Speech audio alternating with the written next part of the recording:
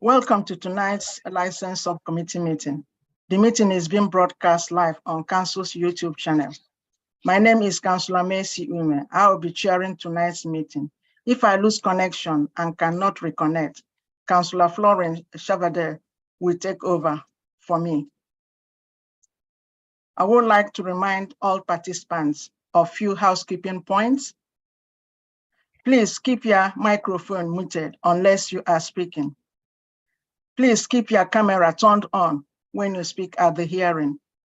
Please note that the chat function has been disabled. If participants wishes to add any additional information other than at other allocated time to speak, they must use their raise hand function so they are not missed. I also ask that members keep their questions and comments brief to the point. If any councillor leaves the meeting or loses connection during an item, we will pause and wait a few minutes for them to reconnect. If a councillor is not present for a substantial part of discussion of any item, they will not be included in deliberations. The quorum for this meeting is 2 members of the committee. If we have fewer than 2 members in our attendance, I will have to adjourn the meeting. I now move to item 1 on our agenda. Item 1, apologies for absence. We have no apologies for absence. Item 2, declaration of interest. Do members have any declaration of interest? No, Chair. No, Chair. No, thank you. Item 3, Broadway Food and Wine, 51 Broadway, London, SE6, 1AE. I would like to ask all participants to introduce yourself as I call on you. I will start with the applicant. Sorry, I cannot pronounce your name, please. The applicant, could you help me by please say your name? Good evening, Councillor. My name is Prabhakaran Shamgaratnam. Okay, thank you. Thank you. And the applicant has got Graham Hawkins and Linda Potter, the agents. Are they here? Graham? Yes. And Linda? She's here? I think you need to unmute yourself, Graham. Okay, I can see Graham, but I cannot see Linda, but I presume she will be here. Okay. Then I have Lona McKenna, the licensing officer. I have Adrian. I have Adrian. Yep. Over. Okay. Thank you, Chair President. Council Legal Officer Emmanuel. Present, Chair. Okay, thank you. I have the local residents objecting. I have Belinda Donovan. I understand she can. Okay. I'm speaking for her. Charlotte Dexter is speaking for Belinda Donovan. Thank you. Okay. Okay. Thank you, Charlotte. And Charlotte, you are here. And Charlotte will be speaking on behalf of Belinda and another 2 local residents. That's correct. Thank you very much. Thank you. And I have Daisy here. Yes, Chair. Hello. And I have Annabelle. Here, Chair. Thanks.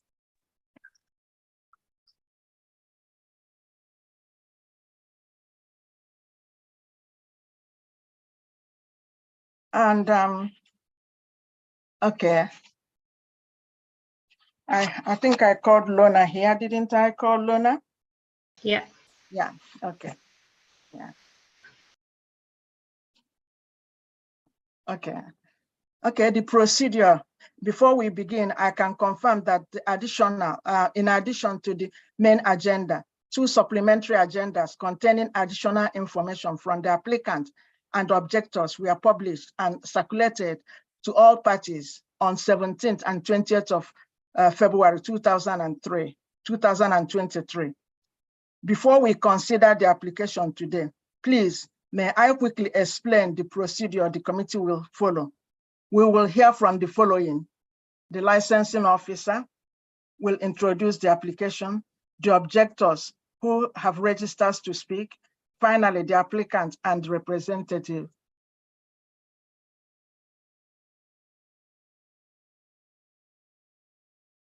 And we have Adrian that will be representing Christina. It's actually, Chair, sorry, I'm representing the licensing authority, and Christine is going to be helping Lorna this evening just to help with any questions that the members might have. Okay, all right. No problem. Okay, thank you. Usually, and finally, the applicants and his representative will be speaking last. Usually, each party will address the committee once, usually for a maximum of 5 minutes. Those speaking on behalf of other parties may get more time at my discretion. We will ensure each side has equal amount of time. Following the presentation by all parties, the committee may ask questions to any party or other person present at the hearing.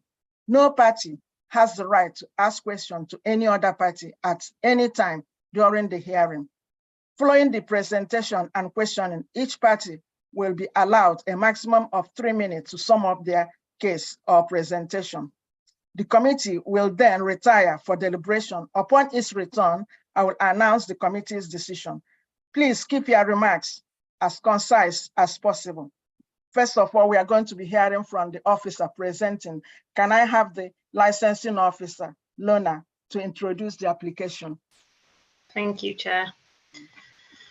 On the 10th of November 2022, Mr. Graham Hopkins of GT Licensing Consultants submitted a brand new premises application on behalf of Mr. Shan McGrath in respect to the premises known as Broadway Food and Wine, 51 Fulham Broadway, London, SW6 1AE. The applicant has applied for a new premises license for the sale of alcohol off the premises only. The sale of the licensable hours requested were Mondays to Sundays from 10 AM until 11 PM. In the application, the applicant has proposed several steps to promote the full licensing objective if the application was granted. A copy of the proposed conditions on the operating schedule can be seen within the pages of the report. Further to this, on the 6th of December 2022, following correspondence received from the police, the applicant agreed the license to be time limited for a period of 12 months from the date that the license is granted, and agreed to have 5 extra conditions added to their license if the license is granted. Further to this, on the 7th of December 2022, following correspondence received from Health and Safety, the applicant agreed to further additional conditions to being added to the license if granted. And in addition to this, on the 4th of February 2023, following correspondence with Trading Standards, the applicant agreed to add further additional conditions to their license if granted. All of the above agreed conditions just mentioned can be viewed in the report from pages 34 to 55. A public notice was displayed at the premises for 28 days, and the application has been advertised in line with the legislation of the Licensing Act. During the 28-day consultation period, the licensing section received 10 representations in total, 1 from the licensing authority, 1 from the head of safeguarding, 1 from co-chairs of the ward panel, Walham Green, and 7 from local residents, all in objection to the application. Regarding the enforcement history for the premises, this premises has been subject to adverse enforcement history over the last 2 years, with some of the original offences taking place in 2017. A concise summary of this can be found in the report. Whilst this is obviously a brand new, this is for the premises, this application being considered today is a brand new premises licence for the address. It is also important to note that a resident brought to our attention that there was an error on one of the previous decision notices for Broadway Food and Wine, which was sent out in January 2022, and it mentioned that the appeal for the licence took place and should have read November 2021, which is currently in the process of being approved and amended. There has been a number of documents which has been received as supplementary agenda or which have been circulated to all parties. Thank you, Chair. Sorry. Thank you very much. Thank you, Lorna. May I have Adrian to present the views of licensing? Thank you, Chair. Good evening. Good evening, panel. The Licensing Authority has made a representation to this application primarily on the basis of previous adverse enforcement history at the premises. As you'll be aware from the timeline in my representation, this business has had a long standing history of licensing breaches over the previous years, with some of the original offences taking place as far back as 2017. The licence was originally reviewed asking for revocation in October 2018 after multiple licensing breaches and the sale of alcohol to a child. This revocation was then granted by the subcommittee in December 2018. The decision was then appealed in 2019, with a consent order subsequently being agreed on the basis that 2 individuals who managed the premises previously should not be involved in any licensable activity in the business going forward. These 2 individuals were specifically named in a condition which was then added to the licence. During an inspection in January 2020, one of those 2 individuals named on the licence was then found selling alcohol behind the counter. And this person was also seen on CCTV purchasing alcohol from an individual who the police later identified as a known shoplifter. The licence was therefore reviewed again and revoked for the second time in July 2020, and then subsequently appealed again. Further licensing and trading standards breaches were found in August 2021, which were also used in evidence for the appeal. As you will be aware, in November 2021, the Magistrates Court dismissed the appeal on all counts and upheld the council's decision to revoke the premises licence in July 2020, and costs were awarded to the council on this occasion. A new application was made by Mr. Shan Mugaratnam, the current applicant rather, in November 2021, which was refused by the licensing subcommittee in January 2022. No appeal was made on this occasion. Since the refusal of the last application in 2022, we have had very productive meetings and conversations with the proposed licence holder, and we have managed to agree a number of conditions which could be added to any licence granted. Whilst we appreciate that the current applicant, Mr. Shan Mugaratnam, was not previously named on the licence, we still have concerns that the previous owners may still have some level of influence and involvement with the business, and that this therefore may lead to a similar pattern of non-compliance at the premises in the future. This concern is compounded by the fact that the current applicant is a close family contact of the previous licence holder. We would therefore like the committee to make any final decision on this licence this evening, rather than withdrawing our representation, as I know trading standards and the police have done previously. However, please note that if the committee is minded to grant the application, we would ask that the licence is time limited for 12 months. Therefore, if there are further enforcement issues at the premises, these can be raised when a new licence is applied for in a year's time, for example. We would also ask that the conditions attached at Appendix 1, that's pages 63 to 65 of the report, are added to any new licence to try and minimise any adverse impact to the 4 licensing objectives. If you could please note that the applicant has suggested a number of conditions in their operating schedule as well, which we would also expect to be added onto any licence which is granted this evening, if you are so minded. I've got no other comments at this stage. Thank you. Thank you, Adrian. Thank you very much. Now we can have the local residents, and each one of you is given 5 minutes.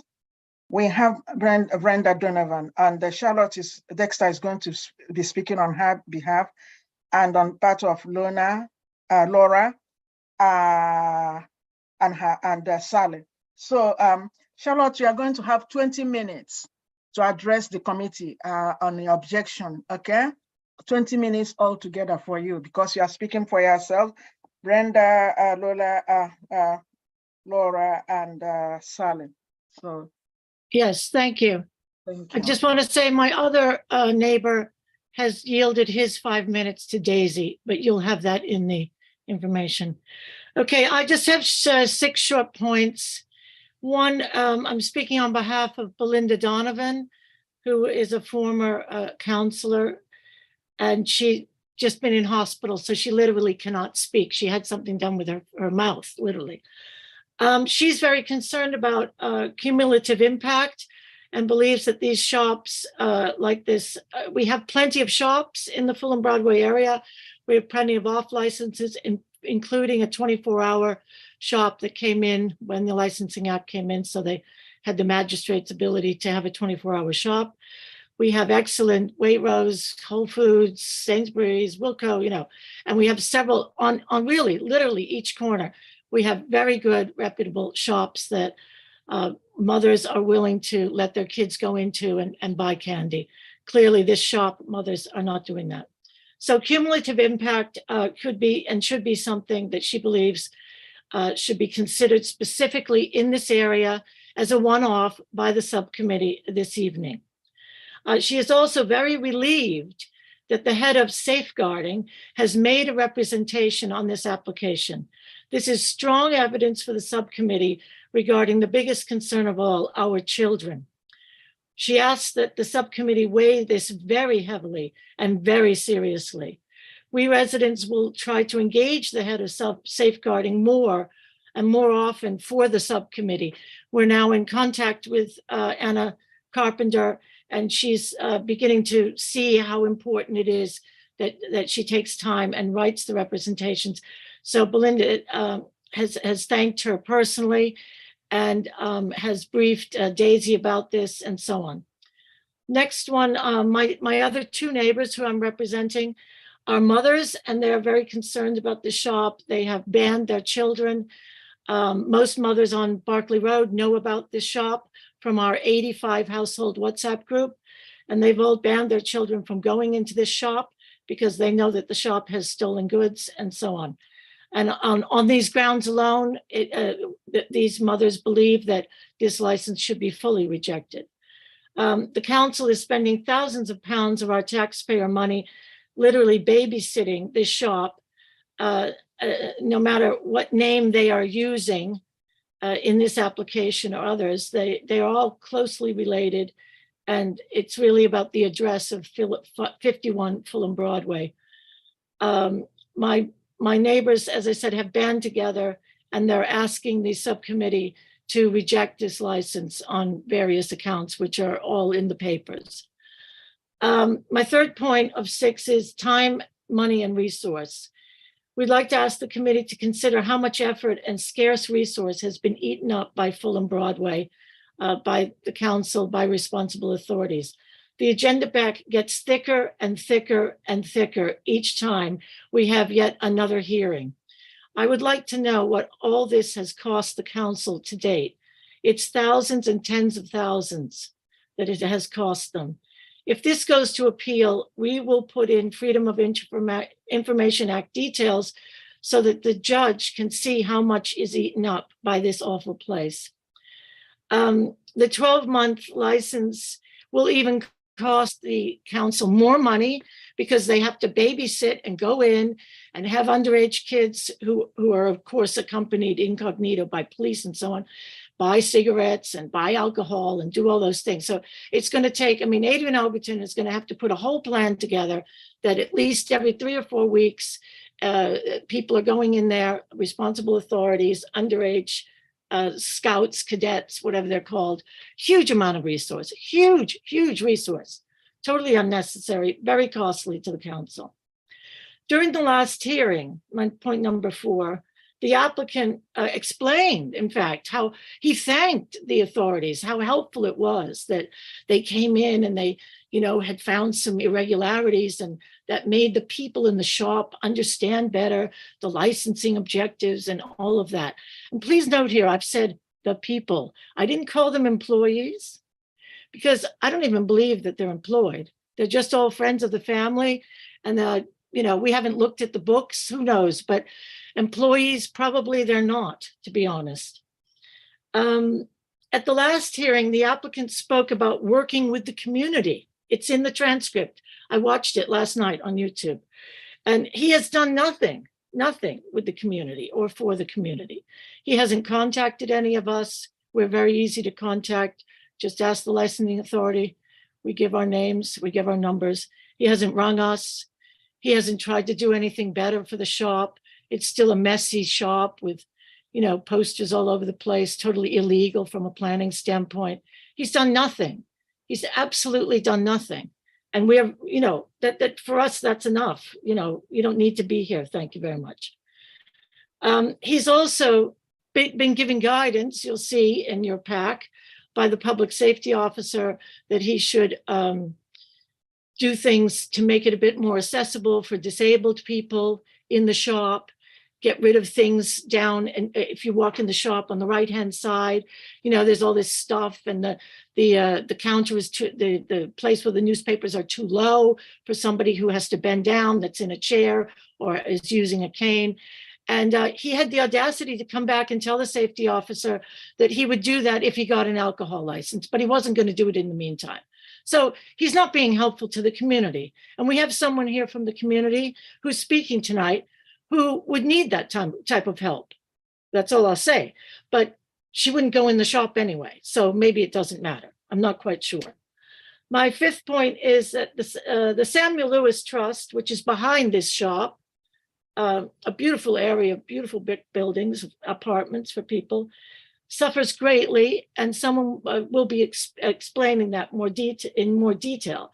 But I'm so glad that she is here tonight, and she can explain to the subcommittee what goes on and how this shop hinders and does not help disabled people, and how it actually is so negative towards children on the Samuel Lewis Trust estate. At the last, So she's been encouraged to speak about this by Councillor Ben Coleman and to make the case for her residents. So we thank her very much for being here. And it takes a lot of effort and a lot of courage to come to your first licensing meeting. So we found a way for her to have a little bit more time through one of my neighbors so that she feels a bit more comfortable. And I hope you will listen to her intensely. Thank you to her, Daisy. The sixth point and final point is that I think this applicant is trying to trick the system from all sides. Now, this time he's applying as a sole trader on the application.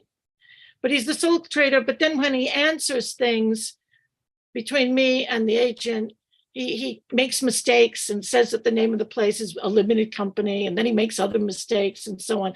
So he's just trying to find a way to kind of get around this and get this alcohol license.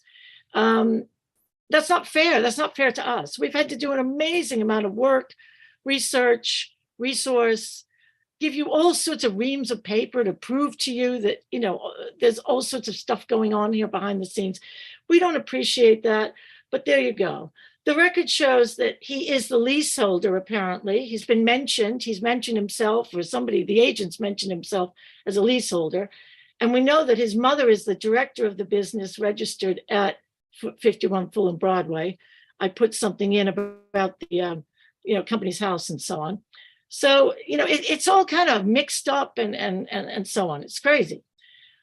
I believe that tonight the committee needs very sound advice now from the legal counsel present, who, I'm sorry, I didn't see if it was Emmanuel or Goethe. I don't know who it is, but to sort this out, work with it and around it, and find a way to legally reject this application in line with the 4 licensing objectives. And finally, we did submit some evidence regarding reviews of this place, and you'll have read about the pizza homeless scam and these other crazy things that go on at this place. It's unbelievable. In summary, the committee must find a way to reject this application so that if we get to an appeal court, the judge will get rid of this problem for good. Thank you very much. Thank you. You still have 2 minutes left, but it's fine. It's fine. I'm going to ask Daisy to speak. Daisy, are you speaking on behalf of Annabelle? Is Daisy here? No, I'm speaking on behalf of myself. Thank you. Okay then. Okay, Daisy. I think I've got 5 minutes from neighbour David. I don't think David is on my list. That's the thing. It's Martin Brand. No, I We have haven't. an email from Lorna. Lorna, please. Yeah, sorry, Chair. I sent an updated attendance list earlier today to confirm that maybe. Okay, so David, it's not on that. Martin Band, 5 minutes for Daisy. Thank you. Okay, Daisy, 5 minutes for you, please. Excuse me, Daisy has 10 minutes. She has No. her 5 minutes and Martin Band's 5 minutes. Thank you. Okay. All right then. Thank you, Okay, Chair. Daisy. So I would like to represent against the reinstatement of the alcohol licence for the Broadway Food and Wine. It's about 25 metres away from where I live. Round the corner, I live on Samuel Lewis Trust Estate. It's a social housing. There are about 300 properties here, mostly general needs, but there are some for disabled people and also old people. Just so that you're aware, I've been involved for quite a number of years in working with local councillors and the various local agencies to try and improve the local issues in our vicinity, particularly the antisocial behaviour. And from this, I'm also on the housing board of my housing association. And being a teacher previously, I'm very aware of the safeguarding issues in terms of children, particularly as a secondary school teacher. And I'm also disabled. One of the issues that we have on this estate is that there is no CCTV, and this is well known. So it's very well recorded on the local area around Fulham Broadway. And as soon as you enter our estate, it's well known that there isn't anything going on. So we see a multitude of things, all sorts of, stolen aspects being sold on, drugs being sold, and parking issues as well. And obviously this has a huge impact on the everyday lives of all of our residents. So the Broadway Food and Wine has contributed to the antisocial behaviour that we've had on this estate. They personally have been using this our area to park and to transport their wares in the past, and have been rude when they've been offloading their property to, their boxes and things like that to the actual store, because it's round the corner. There is the evidence that they have obviously been illegally selling alcohol and cigarettes to underage children, and it being out of hours as well, out of licensing hours.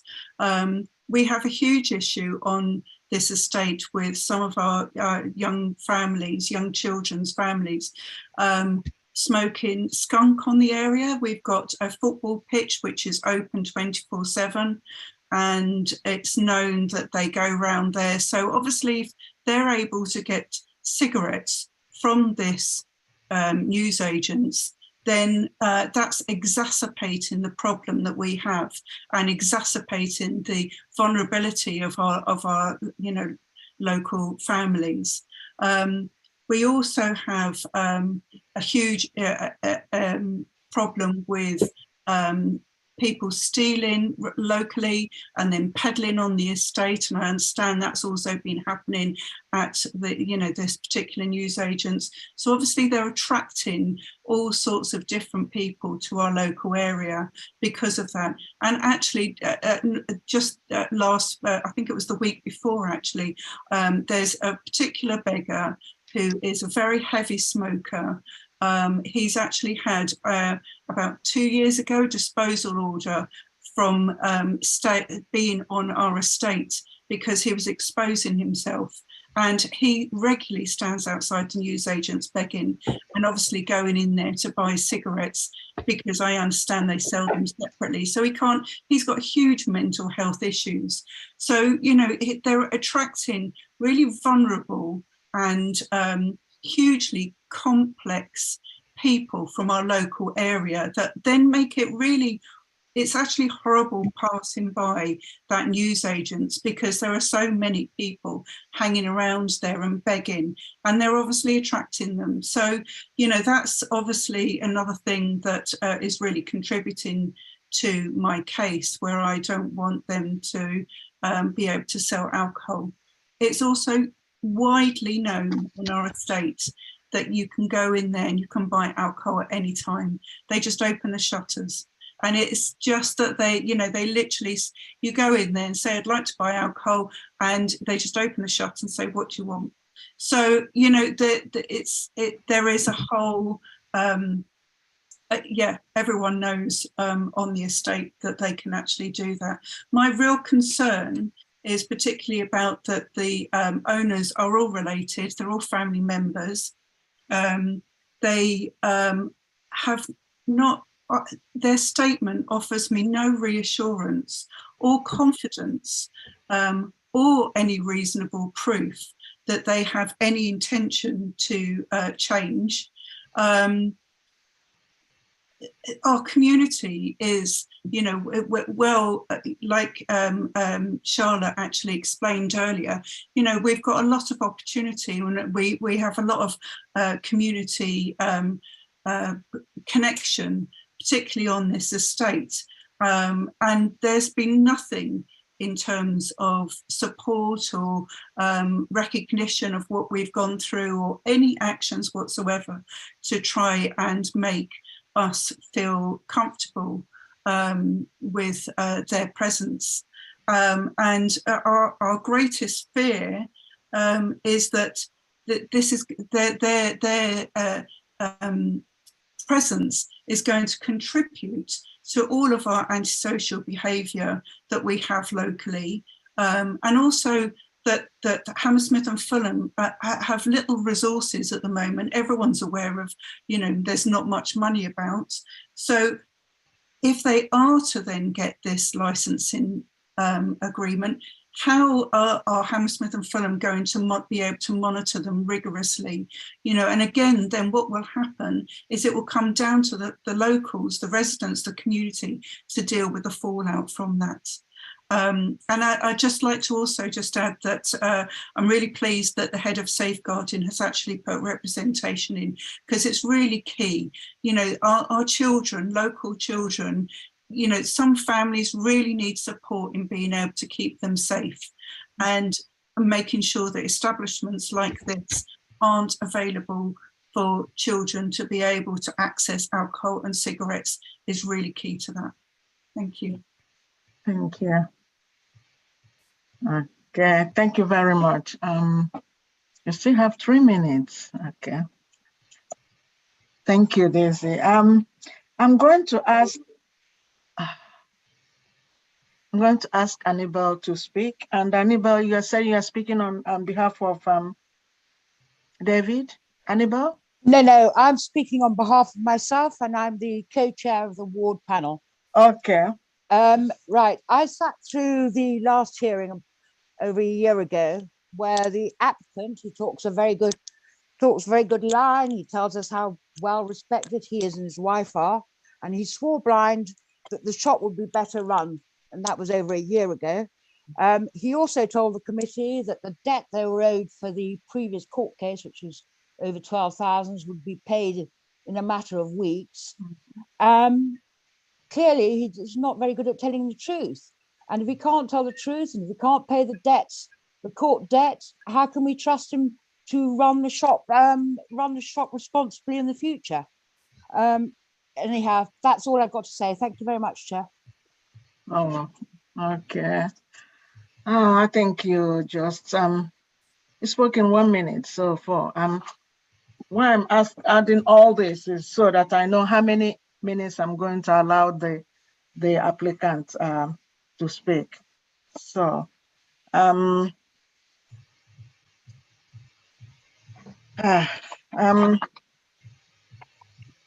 Is there any other speaker we have to speak before I call the applicant?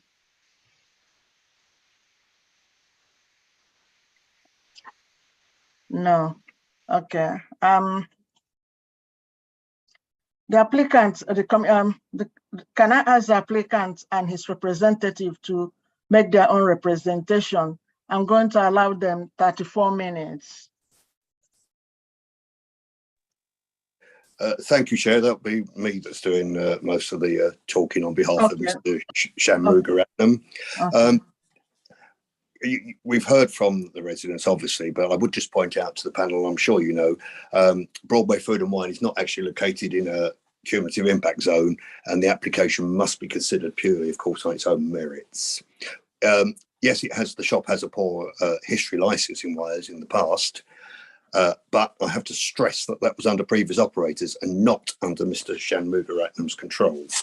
He is the leaseholder of Broadway Food and Wine, but he's never operated this shop himself. He now proposes to run the premises. His previous application last year was on the same basis that if he got the license, it would be economic for him to take it over and run it himself. That wasn't granted, unfortunately. So we're here today before you making a fresh application.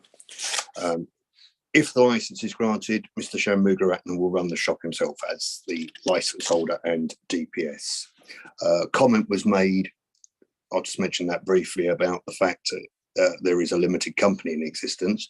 It is perfectly legal, of course, for Mr. Shanmugaratnam to operate this shop as, at the time being, as a sole trader. There's nothing in the law that says he can't do that, and he has chosen to do that. He did that actually on my advice, as we've had a number of cases in the last year following COVID and the cost of living crisis we've now got, where a number of shops have found that their company's been struck off, and Company House didn't notify them, and of course they've lost their licenses. So we tend to do that at the moment with the smaller businesses to protect their interests. So there's nothing underhand about that.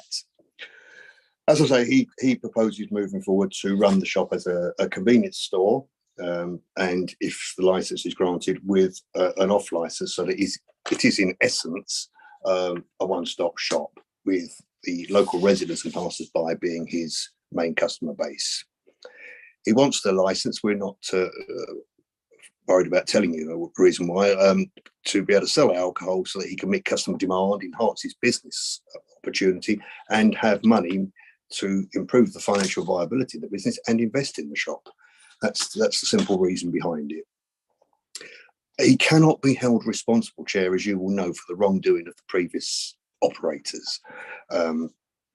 That would contravene quite clearly the rules of natural justice by blaming him for something that he's never been responsible for. Yes, he was the leaseholder, but he had no responsibility or control over the day-to-day running of his premises. He will do if this license is granted. He will be the premises license, the DPS, and have day-to-day control over the business. That's for financial reasons. He didn't want to take it over because of the strain on his finances if he were to run it without a license. So if he is granted this license, he will run the shop and engage. He has, from the start, we've engaged heavily with the police, the licensing authority and trading standards to get their guidance and advice regarding the submission of the application before we put it in.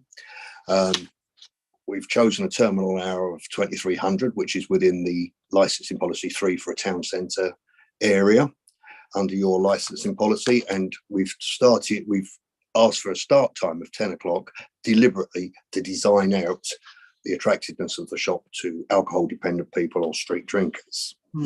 The opening hours are longer. It's submitted from 8 till 2, but the opening hours, of course, are not licensable. Outside of the permitted hours, there's a condition offered and agreed, and I think we've agreed one with the police as well, or it's on Mr. Overton's list, that the alcohol displays must all be covered by lockable shutters, and the keys will be held by the personal license holder that will be required to be on duty. So that is another condition, that the personal license holder or the DPS must be present at all times alcohol is available for sale. So our client has, as you've heard, offered a full list of robust conditions to ensure both that there's no increase in nuisance in the area, ASB, etc., and that those licensing objectives are fully promoted in future during his, under his control of the shop. Other measures proposed, a comment was made about there being no CCTV. The condition proposed to a system to MPS standards must be provided, Challenge 25 proof of age scheme, incident book, appropriate signage, and to further make the shop unattractive to street drinkers, no single cans or bottles of beer, lager or cider to be sold, no high strength beers. We're not be selling the White Lightning and all that sort of stuff, the cheap ciders that people want. The maximum ABV for lagers, beers and ciders will be 5.5. No small bottles of spirits under 20 centilitres. All containers of alcohol to be marked with a label bearing the name and postcode of the shop. Following mediation with the police, Mr. Shanmugaratnam agreed further conditions, as you've heard, relating to the football matches, staff training to be provided by an external licensing agent, which we will undertake for the duration of this license if it's granted, and prohibiting the previous operators from being involved in managing the business, or in fact from even being in the shop under any excuse during licensed hours. I would submit to you these measures will enhance the operation of the shop considerably, and can assure you that Mr. Shanmugaratnam, as you've heard, has managed to persuade the police and trading standards of his intentions, and that he will comply with all the license conditions if it's granted, because it will be under his direct control rather than somebody else's. We've also agreed or engaged with licensing and trading standards in agreeing that the license should be time limited. So it will only, if you grant it, be limited to 1 year from the date of grant. Although I would suggest that, as we've got a further condition, that it could not come into force until the police, trading standards and the licensing authority confirm in writing that they're satisfied Mr. Shanmugaratnam will comply and that will be able to comply with these terms and conditions of the license, that maybe if you do grant it, it should be from the date it comes into effect. That's your decision, of course. I ask that you do accept that he's gone beyond what would normally be expected of an applicant in these circumstances by agreeing those additional conditions to provide the reassurance to the responsible authorities, representatives in general, but most importantly to yourselves. So I have never seen one in sort of 18, 19 years of dealing with licensing where an operator has been asked to have a time limited license with a condition that it can't start until everybody's satisfied in that past 18, 19 years. So I would say he has gone beyond what would normally be expected, but agreed willingly to those additional steps to ensure that the license will be operated for the benefit of the community and that the objectives will be upheld. And I can say that that is at considerable cost to Mr. Shanmugaratnam, because of course he's going to have to apply for another license if you grant it and it's successfully run in 12 months' time. We are at a stage where the police and trading standards have withdrawn their objections, and I would suggest that that clearly indicates they are satisfied with the time-limited condition added that this licence can be safely granted. Members will be aware too, Chair, that under the Section 182 guidance that you must look to the police for advice on the prevention of crime and disorder objective. And I would suggest the fact that the police have withdrawn their representation clearly indicates that they believe Broadway Food and Wine can and will trade legally within the new licence. And I think that's something we would ask you to give due weighting to. Mr. Shanmugaratnam has also reached agreement with Health and Safety, I understand, regarding their representation. Regarding the licensing authority representation, we've had a virtual meeting with Mr. Overton, and I thank him, the police and Mr. Love of Trading Standards for their help and advice in this application. We've taken Mr. Overton's advice in drafting the application and moving forward with that. I do have concerns with two conditions that he's asking you to impose if the license is granted.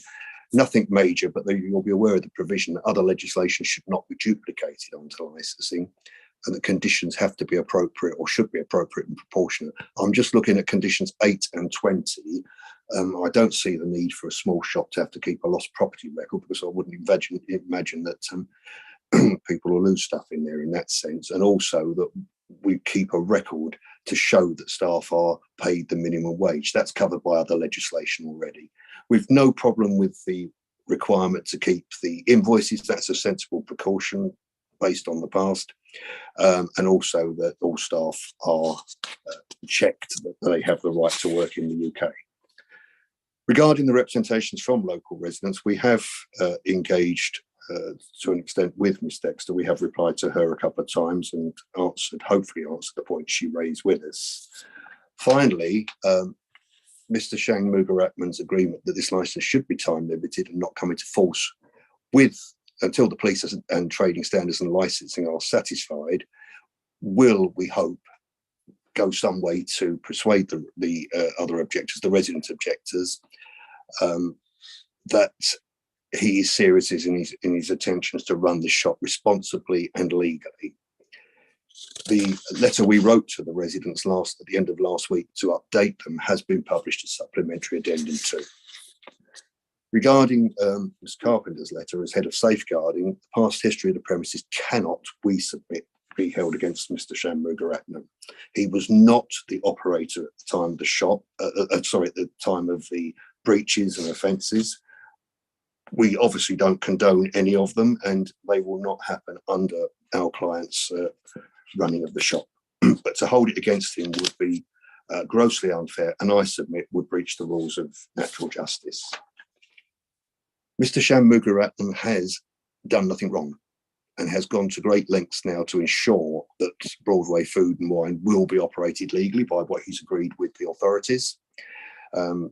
Reference is made to a close relative who obviously I'm not going to name, but disregarding this, our client has offered a condition again and applied it. Not only that person and the previous operator will not be allowed in the premise, will not be allowed to operate the premises or manage it in any way.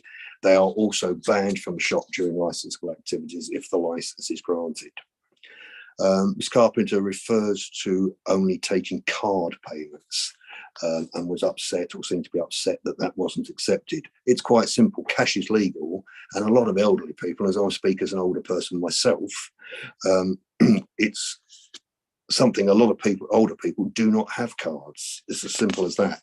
And we don't want to disenfranchise older people from going into the shop if they want to buy a packet of cigarettes or some groceries. So I personally would support Mr Sham Mugaratnam on taking cash until such time as the government say we can't. But it's legal at the moment, and as a small business, he doesn't want to be able to not serve older people who don't have a card or don't wish to use it. So I would ask you not to impose that condition if the licence is granted. We understand concerns expressed by the residents, but as I've said, they relate to the previous operators, not to Mr Sham Mugaratnam. Absolutely no evidence before you to suggest any partial wrongdoing was done by him. If there was, I am sure the police would not have withdrawn their representation and would be here tonight. No evidence to suggest our clients will not promote the shop lawfully in the future. So I ask you to bear in mind that he's made a good application now in conjunction with your own licensing authority, trading standards, and with the police. Comment has been made by one of the residents tonight and in her representation about the court costs. The order for those court costs was not made against Mr Sham Mugaratnam. It was made against the previous operator. So legally, Mr Sham Mugaratnam has no liability to pay it. What he does outside of this hearing, of course, is entirely up to him. But again, to hold Mr Sham Mugaratnam responsible for that when the order is not his and it was not his appeal would be a breach of both the rules of natural justice and fairness. I would just comment briefly, if I may, on a couple of the other comments made by the residents. I've said it's not in the CIZ, but the resident made a comment about trade need and the number of shops in the area and the number of supermarkets, etc. Trade need is something, of course, you can't consider. It's a matter for the market, and the legislation actually states that. The shop was described as awful. I think that's rather going over the top. And comments about the expense of regular test purchases. my client's expecting that if his license is granted, he will get test purchases and will comply strictly with those. We will be, as I've said, we will be training the staff, and it includes serving intoxicated persons, and it includes dealing with underage people. So that will be covered. Reference to moving newspapers, I question the relevance of that. Reference to the all these points refer to the previous operator anyway. It was not Mr. Shanmugaratnam's shop. He can't move the newspapers. That's up to the operator, the current operator. I've explained to you why he's applied as a sole trader. We've got 10 representations from residents out of, as one of the ladies said, 300 people living on the estate behind the shop. Only 10 have commented. 10 important. Obviously, the representations are important. But I would say, taking everything into account, the fact that we have a new responsible operator, somebody who has satisfied the police, your own trading standards officer, and met with licensing, has offered robust conditions, agreed additional measures above what he would normally be expected to offer, time limited, can't come into force until such time as the officers are satisfied, that everything there suggests that and indicates he is going to be a responsible operator and will comply strictly with the terms of the legislation, his license hours and conditions, and that the shop will become an asset to the local community. We would ask you, Chair, on the basis of that, to grant the license as amended, or the application as amended, and allow Mr. Shanmugaratnam to move forward with this shop. Thank you. Thank you very much. Thank you, Mr. Now, can I ask the committee to ask questions on any of the parties, please? Committee members? Okay, Councillor Dominic. Thank you, Chair, and thank you, everybody, for the representations you've made so far.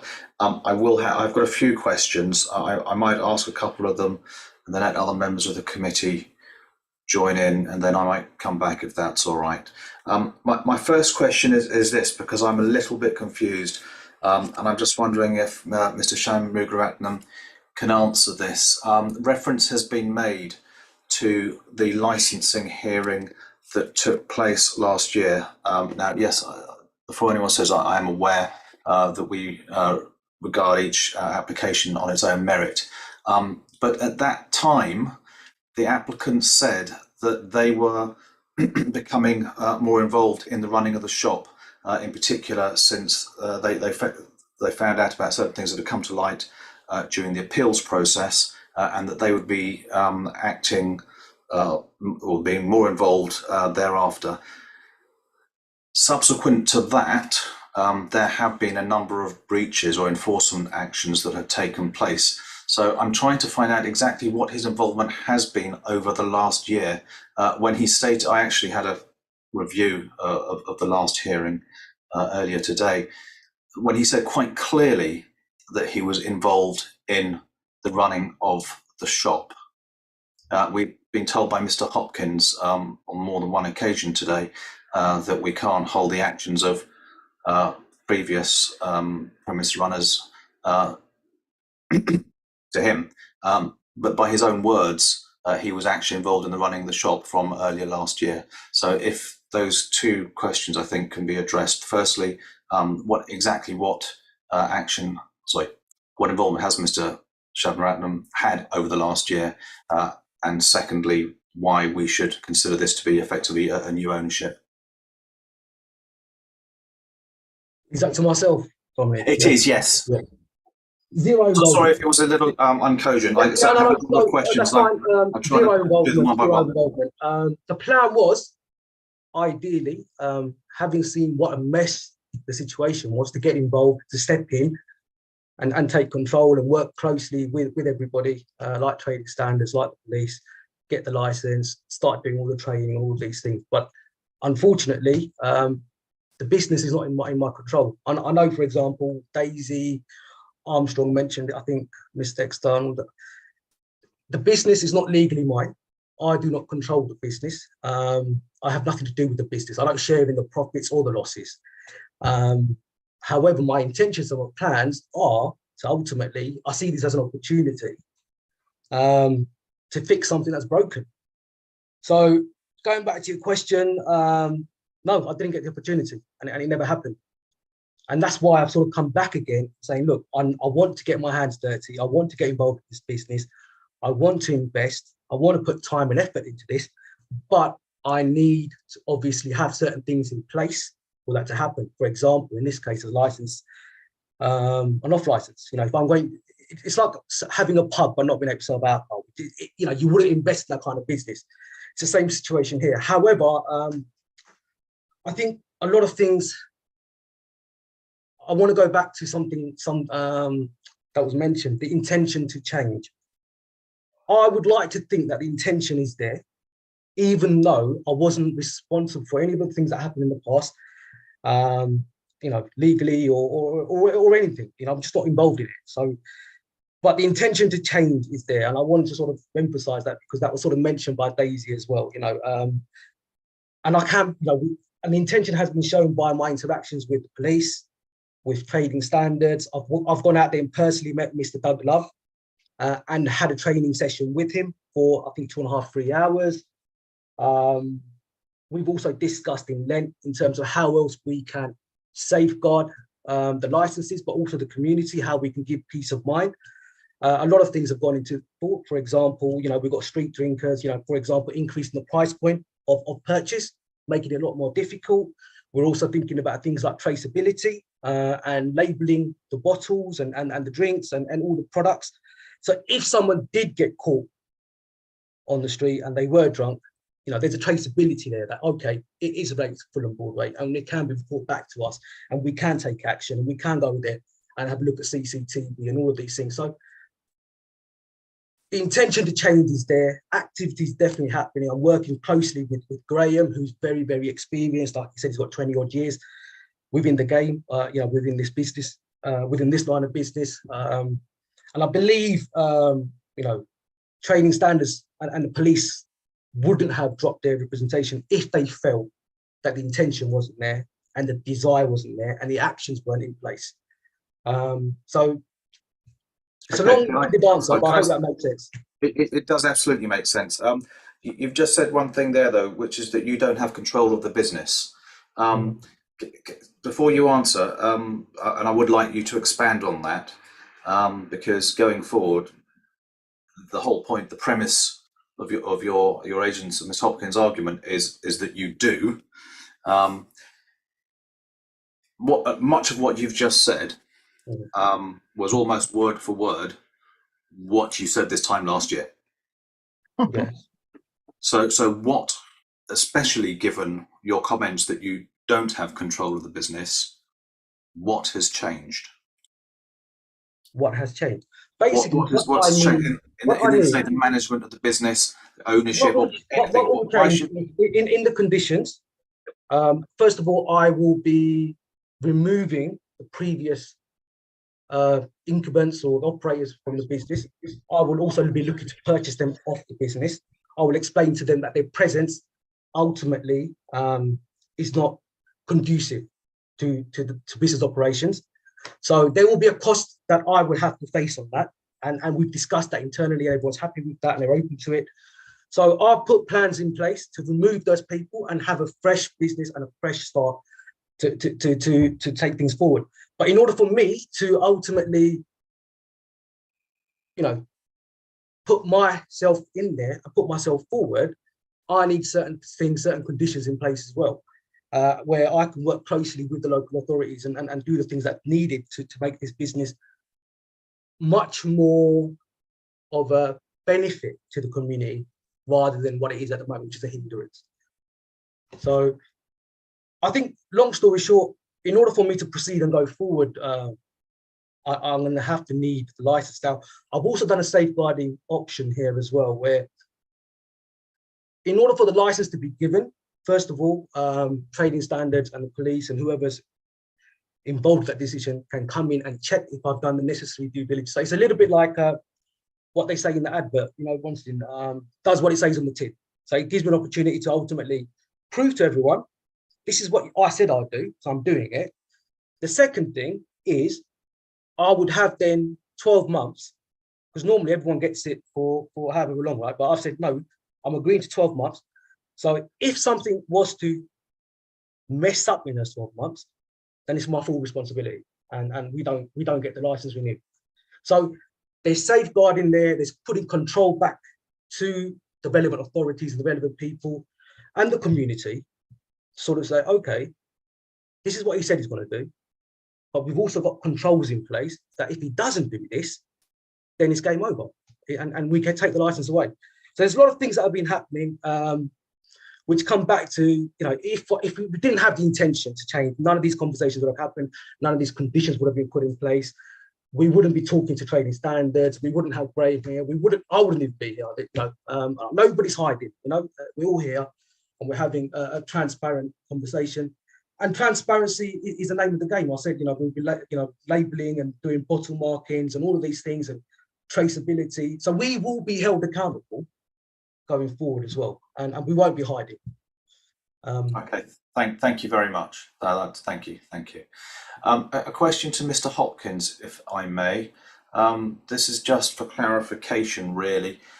You referred to certain individuals that will not be allowed to be present within the premises during licensable hours. The application is for the sale of alcohol between 10 a.m. and 11 p.m. Opening hours to be between the hours of 8 a.m. to 2 p.m. 2 a.m. Are you suggesting that those individuals should be allowed into the premises between the hours of 8 a.m. To 10 a.m. and between the hours of 11 p.m. and 2 a.m.? No, Councillor, we're not. But it's very hard to put a condition on something when it's not got licensable activities in force.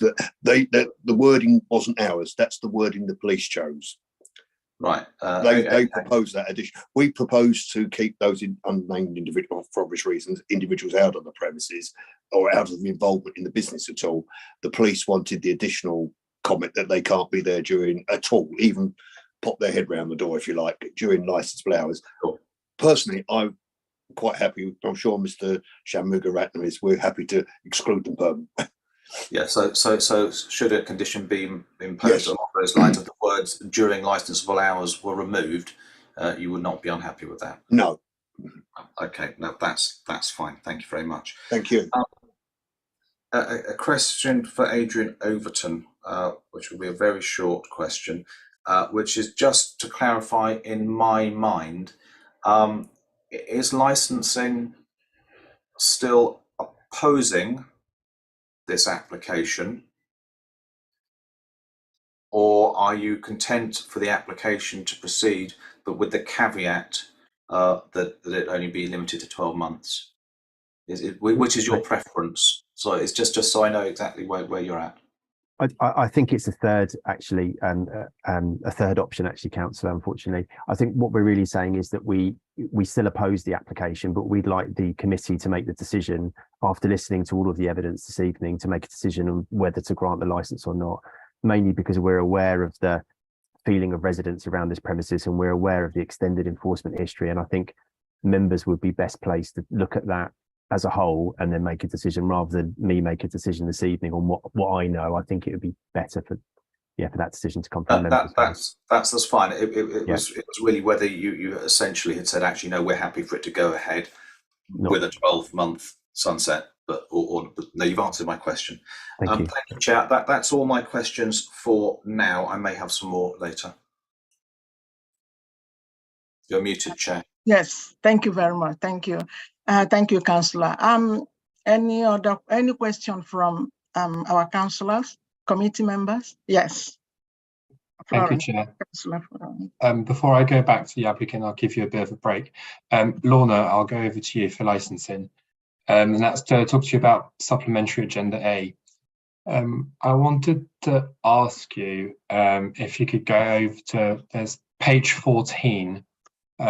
It's helpful information in there, of course, but at that page is potentially biometric information that's provided about an individual that could identify them. And I know you've redacted some names on there, but I wanted to draw your attention to that under ICO guidance. This probably shouldn't be in there. So you're looking at the last before one paragraph on page 14. That's towards line number 5.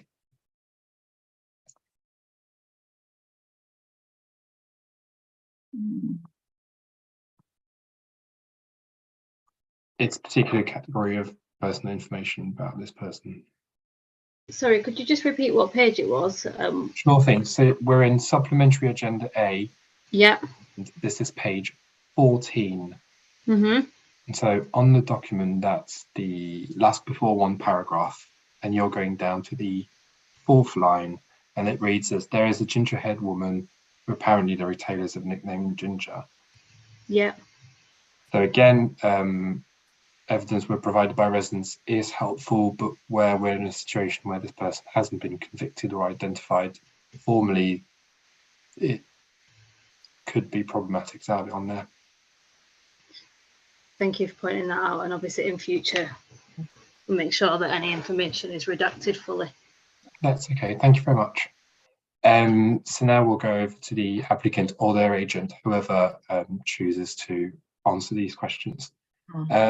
Obviously tonight we're talking about enabling you to sell age-restricted products on your premises, and they're age-restricted for the risk that they may have on public health for individuals and groups, obviously by regulations and laws that are out of our control, that are set up by different entities and that we have to follow. I think in general, these hearings are about demonstrating good behaviours that has happened already, that we can base ourselves on, and sort of think that then that can continue with the right safeguards in place for our residents.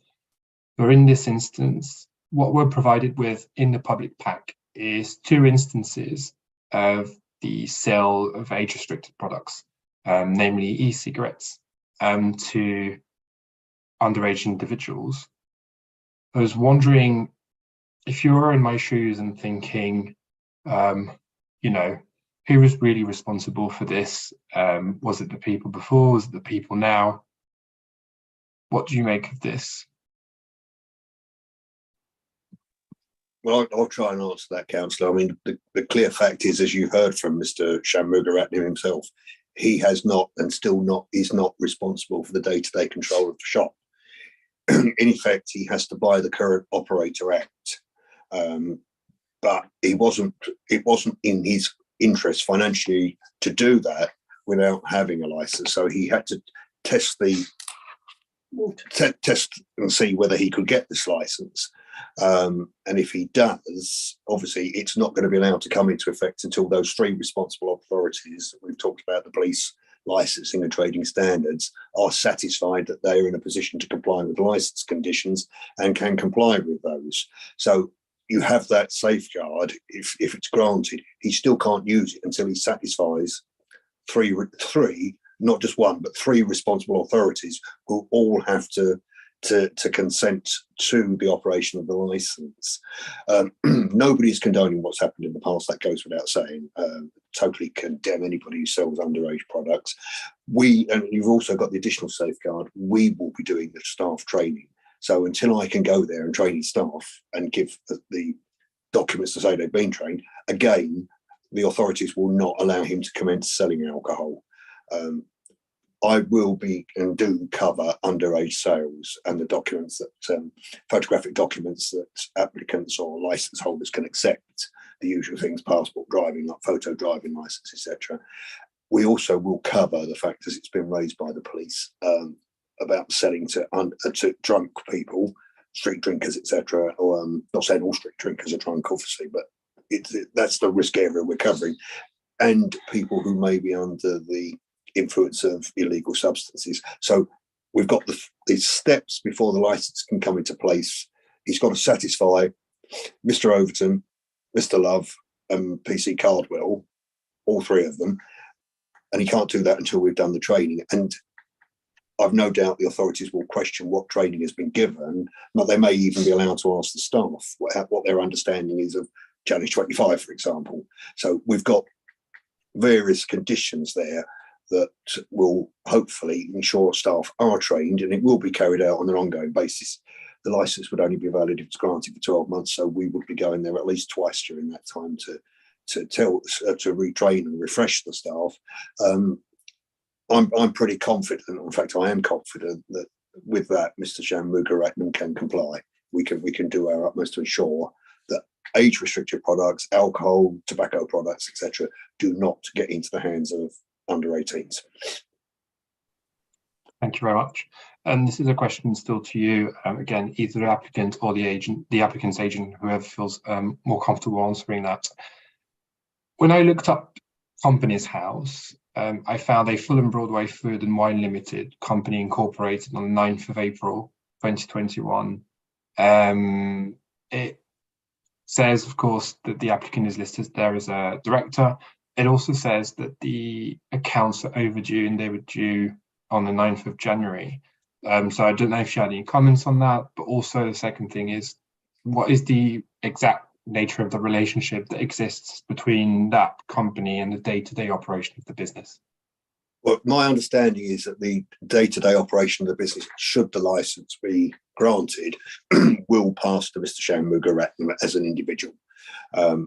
As I said during my presentation, we advised him to apply as a sole trader purely and simply, not for any underhand purpose, but because we've had a number of clients where Companies House, as you've highlighted, have struck them off, but haven't told them. And of course, 28 days later, the license ceases to, in fact, it ceases to have effect on the day they're struck off, but they've only got 28 days to transfer it. They don't, and then they find they suddenly haven't got a license. The relationship with the company, I would ask Mr. Shanmugaratnam to reply to, if I may.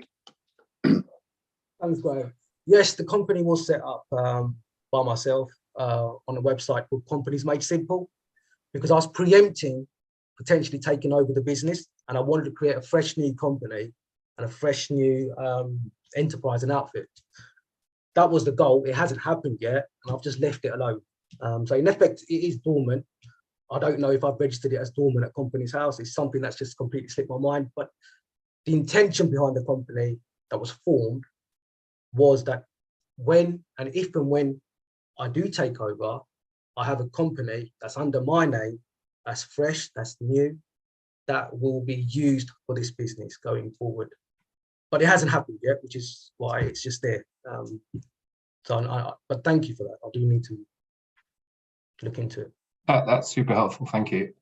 So the question I have to you is, you said a number of things tonight that are helpful, and we understand that you sound like you have good intentions, but the question there is, why haven't you seized the opportunity to buy out the current operators and actually take over the operation and set up all these things that you've said, such as good practices around like reselling, labeling, etc. So it's not why haven't you used it from like a moral point of view?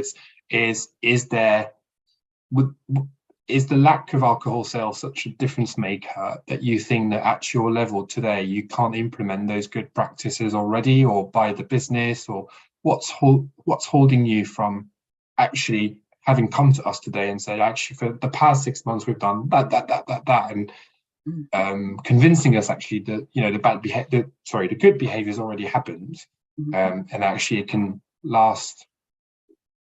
No, that makes sense. It's a really good question. I would say it's two things. One is risk, from an investment business perspective, is risk, and the second one is fear. Fear of taking a business that's essentially broken and trying to fix it with no support from the local authorities, and having a situation where, in essence, you're starting, essentially, it's trying to put money into something that could be termed as almost disabled, if that's the right term. I don't think it is, but I'm just trying to sort of give you an idea of that. So it's an example of, say, wanting to buy a pub, but not being allowed to sell alcohol. Yes, we can do other things. We can sell food. We can sell other things, and modify the business and look at new business models or new revenue streams, events. things like that, right? But essentially, the bread and butter of an off license is the ability to sell alcohol. So to sort of come back to your question, you know, the risk factor and the fear factor really is, do I invest and buy out the people in the business? You know, we're looking at 60, 70,000 pounds plus, right? Do I play with that kind of money for a business that is not able to potentially sell alcohol? You know, it just doesn't make sense. So that's the real reason.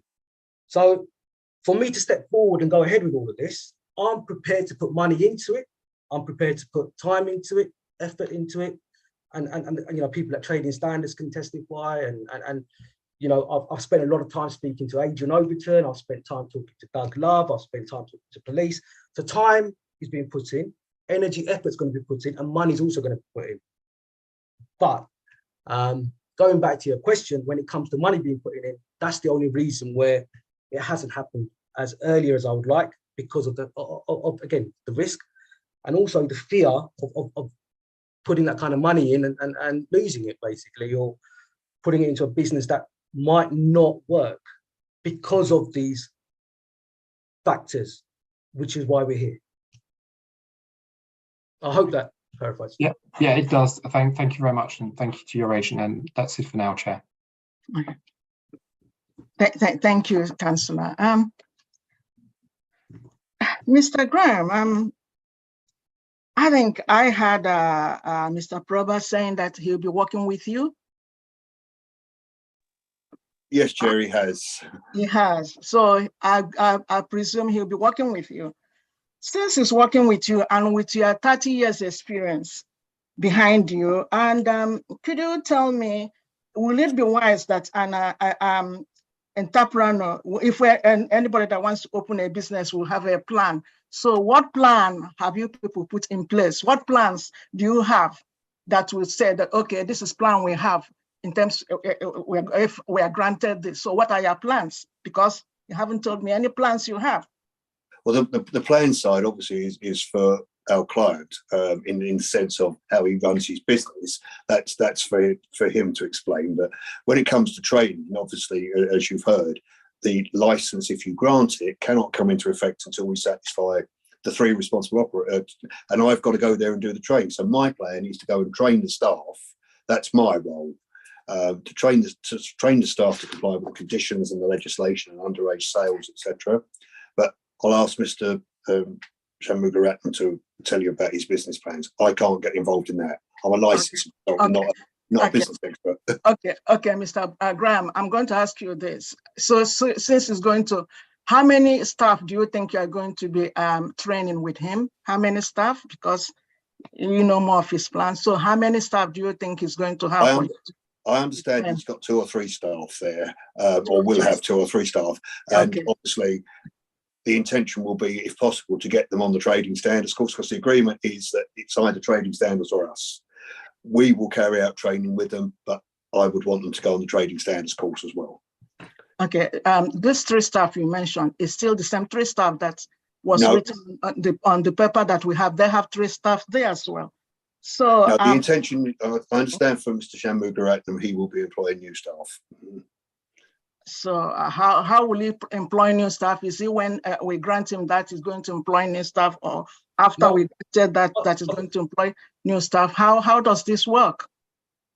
Because he hasn't shown he hasn't shown me anything that would make me to think, okay, he's really serious. He wants to, this is what his plans are. This is what he's going to do.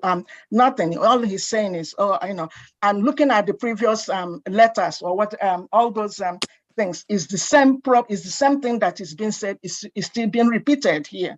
So for me, even the trading standard has given did you read the trading standard? He has not done any of those things that was required from him. Nothing was done. It's still the same. But he said in one of his statements, I had 3 hours training with the trading standard. What was that all about? What was the training standard all about? What training did he have? Can you answer that, Prabha? Yes, it was in February, I believe it was, February the 1st, I remember. I've got the certificate here if I can find it. But essentially, it was 2.5 hours. We discussed things like Challenge 25, what to look out for, why these things are there in terms of the licensing laws. It was quite extensive. What mistakes can happen, what to look out for, you know, in terms of ID, what kind of IDs can be accepted, even going as far as how to examine an ID. You know, sometimes there's people make a mistake just looking at an ID, but actually take it in your hands, physically look at it, but also understand dates, being able to ask the right questions. Okay, give me one right question you need to ask. If somebody enters their shop that's underage, what else the question will you ask? Well, first of all, you have to assess if this person, you know, for example, I wouldn't ask most of the people here for an ID, but you assess the situation, then you check and then you challenge that, right? So if, for example, somebody's come in and you think, hold up a minute, this person doesn't look like they could be over 25. So you think about the Challenge 25 protocol.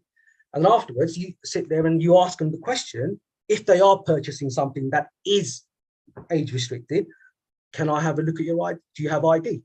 And you don't ask, and there's something of what not, you don't say, how old are you or anything like that. You ask in a professional manner, things like that. So we covered all of these trainings. I mean, in terms of the trainings, most of it, if I'm honest with you, Councillor, is common sense. It is common sense. Yes, it is, yeah, but you need to have this training. But sometimes it's easy to make mistakes, especially when things are busy, what to look out for. So Mr. Doug Love was very thorough in his training in terms of, you know, where mistakes can happen, you know, where your due diligence and your vigilance can go down and all of these things. We also tackled things about how to handle situations where you have drunk people, how to discuss things, how to de-escalate the situation, and all of these things. And we went through different scenarios and stuff. So, I mean, it was a 3-hour training, but it was really thorough. And a minute he said it's 2.5, the next minute he said 3 hours. So it felt like 3 hours. I might accept here. It felt like 3 hours, but yeah. The main thing, Councillor, is the things that will be put in place. So say, for example, we've got obviously a situation with homeless people and street drinkers. I mean, that's something that I can't control, obviously, but what I can do within the shop and within the business is, say, for example, I don't make it easy for them to pursue alcohol or purchase alcohol. For example, having higher price points, we don't sell single cans. That's number one. So if they want to buy beer, you know, the starting price is minimum 2 cans, and we're looking at 150 each as minimum price. So you're going to need £3 minimum to even potentially purchase it. And anyway, that price is going to go up now because of obviously the supply chain and all of these things are happening in the market in terms of the economics of supplying and purchasing and demanding all these things. So we don't do things like discounts and sale offers and things like that. So it makes it easy for them to come in and do purchases. So the entry or the purchase point or price point entry is going to be kept quite high. We're not going to sell anything, for example, like there's little miniatures or anything like that. We're not going to sell those cheap alternatives, high strength lagers. We're also going to be labeling the bottles and the cans. So there's accountability and traceability. If, for example, you know, there are street drinkers and they are causing trouble, and you happen to come across them holding something that's like a Jack Daniels bottle, you can maybe look at that quite quickly and say, okay, where was this purchased? And if our shop label's there, then yeah, you can come and speak to us and we'll give you access to things like CCTV. Also with the CCTV, we'll go above and beyond. You know, we're going to have it at different points, entrance. We're going to have it at the alcohol section. We're going to have it at purchase points. So there's a lot of things that we can and will do to make it. Have you run a shop before? Could you tell me, have you run a? I've worked in retail before. I've worked in a lot of cash and carries. I've worked in Macro. I've worked in, you know, low-end retail, going as far as Harrods and all of these things. I've got a lot of retail experience, a lot of customer service experience. I'm very, very good at de-escalating situations, especially with. And have you worked in 51 Fulham Broadway? I have helped out. But again, that was in 2013 or 14. After I got married in 2014, I moved to Birmingham. So and that's one of the reasons why also I couldn't really get involved. I wasn't really legally responsible for the business. But now I've come back to London. I've seen the mess. I'm willing to step up and use this as an opportunity to, number one, fix things, but also start engaging with the community. I know there's a lot of good things that we can do. And I'm willing to work with community. Yeah, with the community and all different people that were mentioned here. And I think if you speak to Doug Love and trading standards, and if you speak to police, they will feel that actually I do what I will say I'll do. I've said to him, I'll turn up for training. I've turned up for training. I've said we'll do this certification. We'll look at this certification. So everything that they've asked of me, I've done, and I've been supportive of all the conditions. And I hope I can give that peace of mind to the community. Look, this is a business that's here to represent them in the right manner as well. And because I'm also a property investor in the business, I want my tenants to feel safe. But why would I want homeless people outside of 51 Fulham Broadway, where I've got young ladies and young professionals, renting my properties? It's self-defeating. So it's in my interest to make sure that the area is clean and it's safe. Yeah, because I'm also investing in properties, and in some sense, I'm also a neighbour. So there's a lot of things that I think I think I can bring in terms of value, and the reasons that I haven't been involved so far is simply because I'm not legally responsible for that business. But please be assured that once I am in the business and I've taken it over, it will be a completely different ballgame, a completely different picture. Is the property yours, by the way? Do you own I'm the leaseholder. I'm the leaseholder. You are the leaseholder, Right. and you are not able to put the wheelchair access for your clients since you are the leaseholder. So why is that? That's not a problem. Because the trading standard mentioned we have a ramp. My understanding is that we have a ramp that's available at the back. So if, for example, that there is someone that needs that, the staff can bring out the ramp and put it on there. It's similar to how the public transports work. If they see somebody, they can lower the bus, press the button, and things come out. But if we need to put in something permanent, that can be done. I can definitely do that, and we can look into that. But these are good things to discuss, and these things are things that I would look to implement, Councillor. There's other things I've also looked at, for example, possibly lowering shelves as well to make it easily accessible. So I have researched it myself. I have gone on and researched it. And if needs be, I will employ or hire a contractor, such as a health and safety expert, to come in and give us the relevant guidance for that. So these are things that are very, very easily done if you've got the right mindset and the right intention. And I think, I hope I've shown you that I do have all of these things. And I can deliver on all these things. And I am working with the relevant professionals. I'm working with Graham and everybody who are part of my setup, I think. Okay, thank you. Can I ask Adrian, please, the officer Adrian, in the past was Mr. Prakash, I can't say his name, was he able to work with you in the past? Adrian? Yes, Chair. Yeah, sorry. Yeah, I mean, the applicant today has worked with us in the past. Yeah, I have had conversations. I have had meetings with him in the past, which haven't been, there's been no issues with that and contacting him. So that's fair to say, yes. No, I'm sorry, Adrian, what I was trying to say is in the past, before, when the last licensing was granted to them, when the previous one was he working with you? No, I haven't worked with the applicant here today when the previous license was in effect. No, I haven't. Okay, thanks. Do anybody have more questions? Okay, Councillor. Thank you, Chair. Yeah. This is a question to the applicant's agent, and that's in relation to what they've said about the fact they would deliver the training to staff themselves. And this is if they could tell us more about their training credentials. Have they done this in the past? They don't do this regularly for what type of clients, and sort of a general outlook of how it's delivered. Yes, Councillor, I can. I've been involved in licensing since February 2005.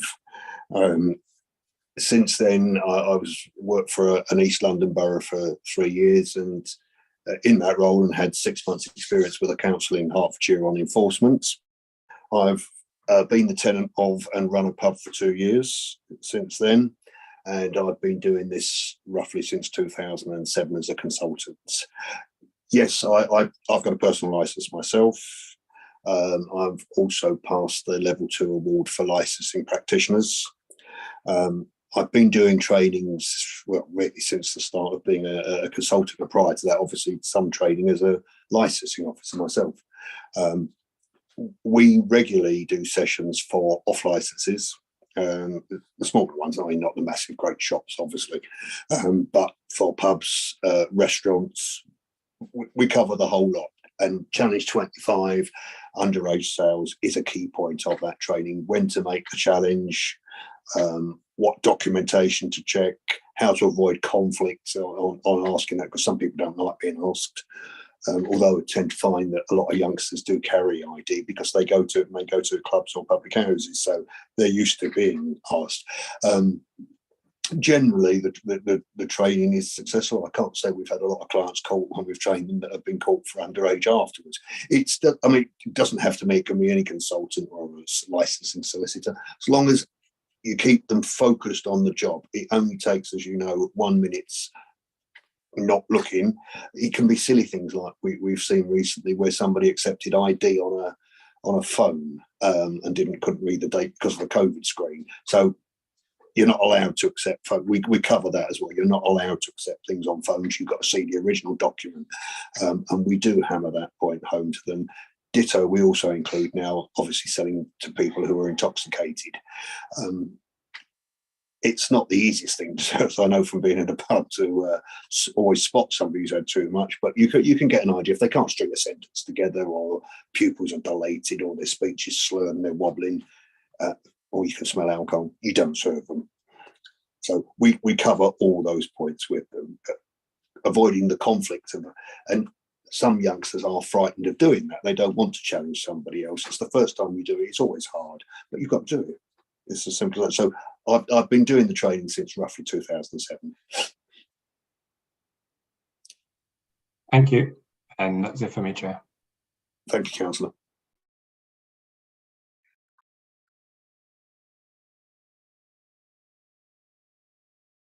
Any more quick? Sorry. Nothing from me, Chair. Nothing. Okay. All right then. Thank you, everyone. Now we go to sum up. Please, can I ask, can Patty sum up for 3 minutes in order of the licensing officer? Can you sum up in 3 minutes? Nothing further to add, Chair. Okay. Edwin, do you have anything, 3 minutes sum up? Not a great deal to add, Chair, but just a few things. Just to say, I'm going to agree with Mr. Hopkins that it is unprecedented to grant a license for 12 months. That's true. And I do think that the conditions that we've proposed are quite robust. But, to balance that out, there have been ongoing issues at the premises, and we're aware of obviously the issues that have happened in August 2022. I think it was in August and October 2022 from trading standards. And that's on, I think it's page 45 of the panel pack. And, in addition to that, it was concerning to see that Mr. Sinathurai was responding to, or somebody who said that they were Mr. Sinathurai was responding to an investigation by the trading standards team. So that was concerning there as well, because obviously Mr. Sinathurai is somebody who previously we've named on the license who shouldn't have any involvement with the premises. So I think there's a real balance to be struck there. And obviously that's why, in response to Councillor Stanton's earlier question, we haven't withdrawn our representation and we leave it up to members to make that decision this evening. Just a couple of other points. I know it was mentioned about some of the conditions that we've proposed. We'd be happy for condition 20 to be removed. And this is in relation to minimum wage, because we appreciate that does duplicate other legislation. Likewise with condition 17, and that's about the right to work, because correctly that also duplicates other legislation. That's on pages 63 to 65 of the report. We would say, however, in relation to the lost property condition, that was actually in the applicant's operating schedule. So we would ask that remains, and we think it's a condition, although it's not vital, it shows good management of the premises generally anyway. So we would ask that remains on there. But apart from that, as mentioned earlier, I've just asked for members to make the decision on whether to grant it this evening. I think it's a very sort of finely balanced decision. Nothing else to add from me. Thank you. Thank you, Adrian. Okay. Can I ask Charlotte to sum up? And in that case, you're going to have 12 minutes. You're summing up for yourself, Belinda, and the other two people, I think. Okay, Charlotte? just take a few minutes. Okay. I'd like to point out that the applicant told us definitely last time that he was involved in the finances of the business. So I'm confused because today he says he's not been involved in anything. So that doesn't make any sense to me. I think last time, but Councillor who watched the YouTube yesterday or today, I watched it last week and I didn't, make all the notes, but I'm sure he said he was like a management consultant. He definitely said his wife was a doctor and he was a consultant. And now he said he has properties, he has access to builders, all that kind of thing. So it's unclear why he just didn't go into this property and, spend a little money and do the things a few things, at least for disabled people. I mean, it's kind of unbelievable to me. Okay. I think that he and the agent still don't understand, or maybe I'm wrong, but when they answered a question of mine in one of the emails that I submitted, they said that they gave the impression that although his mother was going to be banned and these other people were going to be banned, it would only be in relationship to licensing activities. But the way I read it, and this is up to the committee and the lawyers, obviously, but I think it's a nice way of saying they're being banned from the premises. It does mention being employed and banned. So maybe employment is not right because maybe no one gets paid. I don't know. It seems like, a lot of cash floats around in this place. I'd like to also make the point that, again, we have this situation where we're noticing that the police aren't making representations anymore. They're working behind the scenes. The 2003 Licensing Act puts a lot of emphasis on the need for representations from responsible authorities. So when we don't have a representation from a responsible authority, even residents have to do a lot more work to find evidence for the committee. And I think that this one is quite unique, but it's code. It's another one of these police are giving code to the committee and kind of saying, well, okay, we're agreeing a lot of these conditions and we're saying 12 months and all that. And really that's just code for trouble, lots of trouble. We're not doing representations anymore to help you. So you need to interpret what we're saying. So that's what I think is going on. I also just heard the applicant, not the agent, say that he'd be happy to excuse those people from the premises that are being banned. So, and then I think the applicant said he'd be happy to excuse those people. So I'd just like to make the point, he'd be happy to excuse his own mother, from the premises. It's quite amazing. It's unclear to me how many people you need to run this kind of shop. I mean, it must be one or two people. Otherwise, you're not going to make any money. So we're only talking about training, a couple people, I think, not, a band of them. So there have been previous enforcement issues, and we're just very concerned about this. And we feel that the committee really needs to take the right decision. And we thank the committee again for listening to residents, listening to mothers, listening to disabled people and people on all the housing around us. We're a wonderful little area in Fulham Broadway, and we're all residences all around us. And we need to protect those residents. And that's why we continue to come to these hearings, because we want to make that point very clear to you. Thank you. Oh, thank you very much. Thank you, Charlotte. And your time, you didn't complete your time, so it's fine. It's fine. Thank you.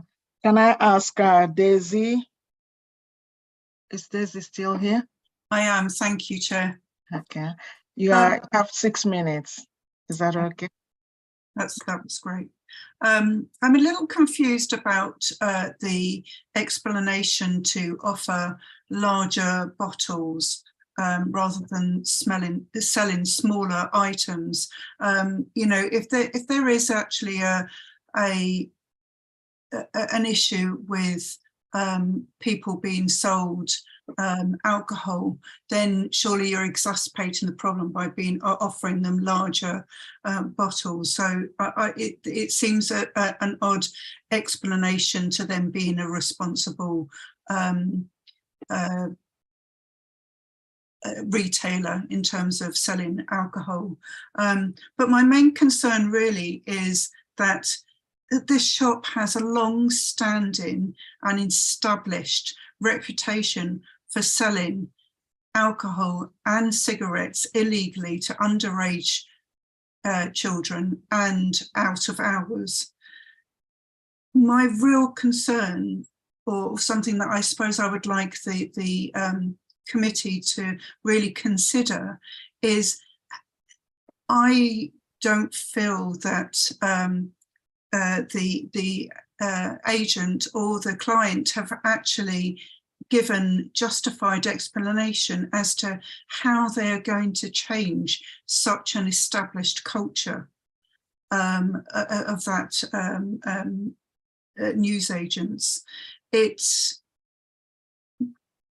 is going to be extremely challenging for them to completely transform that establishment and to have a zero tolerance attitude, and to you know, establish an operation where they can really fulfill the confidence of the local residents and all the various parties like the police and things like that involved, and trading standards and everyone.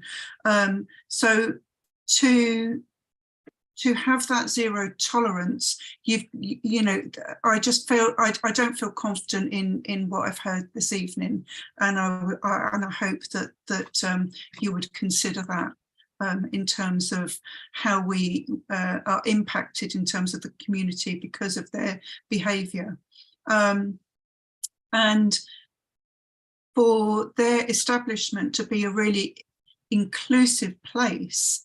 You know, it's a place which stands out that people actively avoid in our area.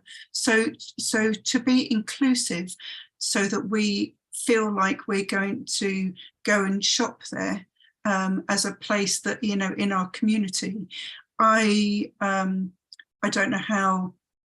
There's a lot of work to do, and I just feel that the period of time that he's had in the last year to establish taking control over the establishment, and obviously that hasn't happened. There was no real explanation as to why it hasn't happened, and if he hasn't been able to provide that authority in that last year, then how can we believe that it's going to be placed in the next, you know, within the next year with the alcohol license? I'm just particularly concerned about that, but I have no other comments to make. Thank you. Thank you very much. Thank you. Can I ask Annabelle to 3 minutes to sum up her? Annabelle? Yes, Chair. Okay. We've heard extensively about how the person making the application has no influence over what's happened in the past, but since he's the leaseholder and a family member, it's clearly nonsense. Secondly, he could have made some effort over the last year to at least speak to the community, discover, you know, how the shop was regarded locally, etc. this didn't require, him to own the company at the time. He hasn't done any of that. Secondly, we've heard a lot about Doug Love and Chris Cardwell being happy as Larry nowadays with the shop, when in fact I've spoken to both of them and they're not at all sure that this shop will comply, which is why they've had to put suggest such enormously strict conditions. So, Graham and Prabha seem to think that they're both delighted with them. They're delighted with them nowadays, or delighted with the application now, and we all know that's not true. My last point is that as the current employees have been involved in criminal behaviour, I would suggest that conditions attached that the current employees are replaced as soon as possible. Thank you. Thank you very much, Annabelle. Thank you all. Can I now ask the applicant to 18 minutes to sum up? Okay. Thank you, Chair. Just wanted to address a few of the points that have been made in summation. Firstly, the police did make a representation, a written representation, asking us to consider conditions, etc., which, as you've heard, were agreed. They then withdrew the representation, which they're perfectly entitled to do. And I'd ask you to bear that in mind. The fact is they have withdrawn the representation on agreed conditions. One of the ladies mentioned, I think it was Miss Dexter, mentioned about people being banned from the premises.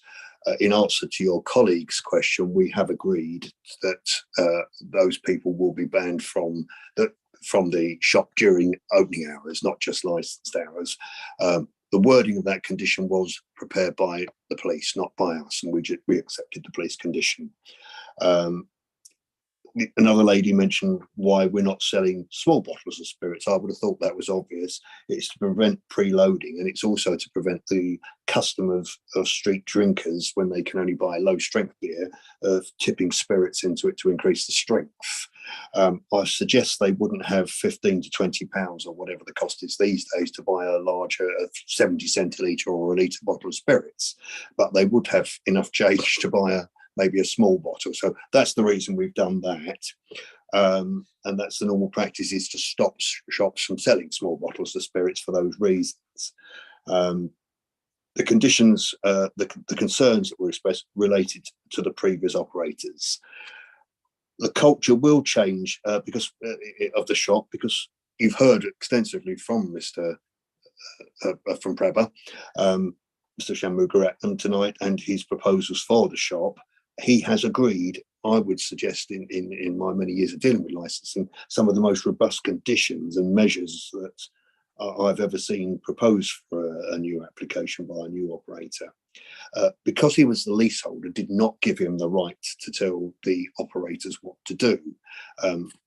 He was letting the shop to them, and they were running it. But he's now prepared to take it over himself, buy them out, and to run the shop directly. We would urge you to give him a chance. He's explained his position. Somebody else mentioned about the current employees being replaced. That would be my advice to Mr. Shanmugaratnam as well, to strike a complete new balance and bring in new people when he takes over himself. I also spoke to Mr. Love, and he was happy on the basis that we've proposed the time limited license, the not coming into effect until the authorities agree it, that the training's been done, that Mr. Shanmugaratnam can apply the conditions and comply with them. He indicated to me that he was happy for it to go ahead, and on that basis he's withdrawn his objection. We would ask you to grant the license, Chair, as previously explained. Thank you very much. Okay, I think thank you, everyone. Deliberation. The committee will now retire to take its decision in a separate room. An adjournment style will be displayed during deliberation. You are welcome to remain in the meeting to hear the committee's decision. However, this may take some time. If you don't want to wait, a summary decision will be published on the council's website tomorrow morning. can I ask the members to turn off their video and mute their microphone and join in a private meeting in the Teams? Thank you very much, Chair. Thank you. Thank you.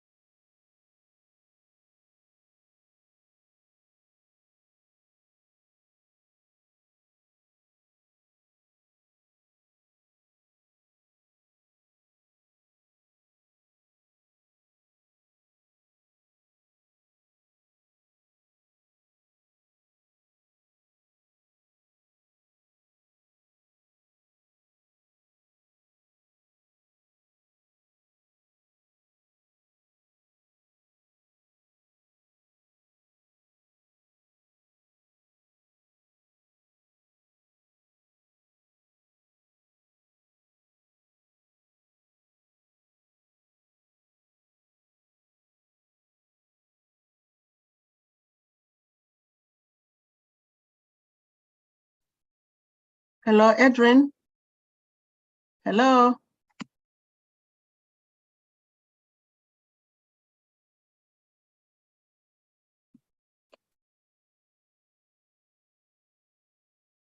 Hello, Edrin.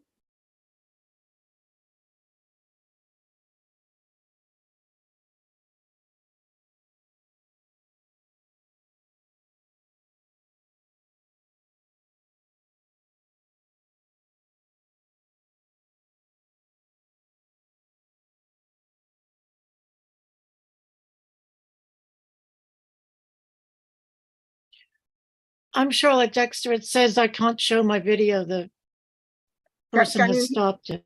Can you hear me? Yes, Chair, we can hear you. Oh, okay, thank you. I can hear you. Okay, thank you very much. Okay.